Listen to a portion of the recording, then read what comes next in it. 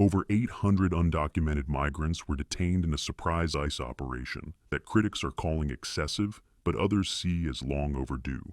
Months of surveillance finally led to real consequences. There was no media leak, no political warning, just swift action. Federal agents moved in with precision, blocking exits and performing ID checks backed by solid. Uncertain your future is. Uncertain your find yourself. You find yourself. You must.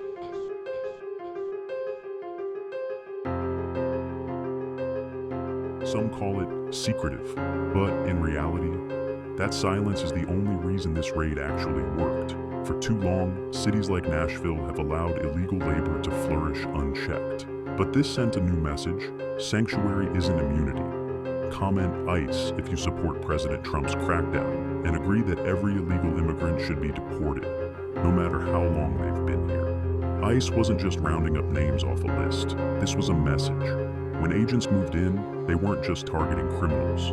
They were reasserting federal authority in a city that many felt had gone soft on immigration enforcement. Liberals called it a dragnet. We call it overdue. If 800 people with no legal right to be here were removed in one sweep, what does that say about the scale of the problem? The operation was labeled surgical for a reason. It was fast, efficient, and effective. No injuries, no leaks, just results. And to those who say families were broken up, where was this outrage when border agents were overwhelmed daily? ICE did their job. It's about time someone did.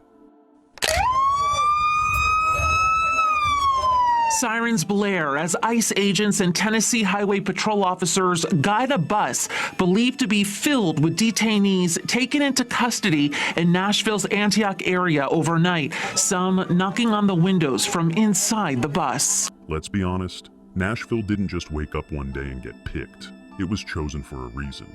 ICE knew where to go because the data showed them exactly where the problems were: forged documents, human trafficking, exploited labor.